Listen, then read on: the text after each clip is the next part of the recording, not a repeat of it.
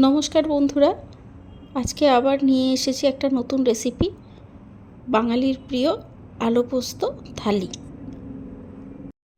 আলু পোস্ত বানানোর জন্য প্রথমেই নিয়ে নেব সর্ষের তেল। তেল গরম হলে তার মধ্যে দিয়ে দেবো একটা শুকনো লঙ্কা, তারপরে দিয়ে দেব চৌকো করে কেটে রাখা আলু এবং ঝিঙ্গেটা অপশনাল, যদি আপনারা না খেতে চান না দিতেও পারেন। এটা কিছুটা ভেজে নেওয়ার পরে এর মধ্যে দিয়ে দেব আগে থেকে বেটে রাখা পোস্ত, টমেটো এবং অল্প আদা। পোস্ত বাটাটা দিয়ে দেওয়ার পরে নেড়ে চেড়ে নেব এবং এটা একটু ভাজা ভাজা হয়ে আসলে এর মধ্যে দেব হলুদ গুঁড়ো, লঙ্কার গুঁড়ো, অল্প নুন দিয়ে হালকা ভাজতে দেব।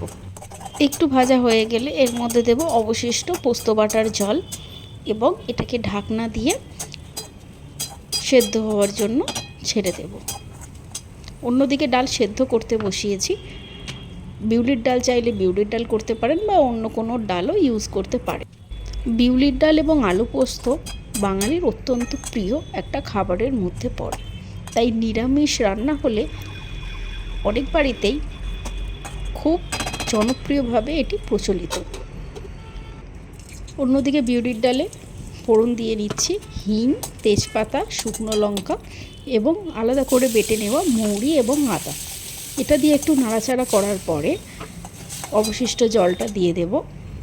এটা নাড়ানোর পরে এর মধ্যে হলুদ এবং সেদ্ধ করে রাখা ডালটা দিয়ে দেব এবং এটা ফোটার জন্য কিছুক্ষণ ছেড়ে দেব। এর মধ্যে ডালে যদি আগে থেকে নুন না দেওয়া থাকে তো নুন অ্যাড করব এবং আমি একটু চিনি ইউজ করলাম। আপনারা যদি ডালে মিষ্টি না খান তাহলে এটা স্কিপও করে যেতে পারেন। অন্যদিকে পোস্তটা প্রায় হয়ে এসেছে, একটু নাড়াচাড়া করে দেখে নিলাম পোস্ত কমপ্লিট। এবার করবো প্লেটিং। আজ আসি, আবার আসবো নতুন ভিডিও নিয়ে।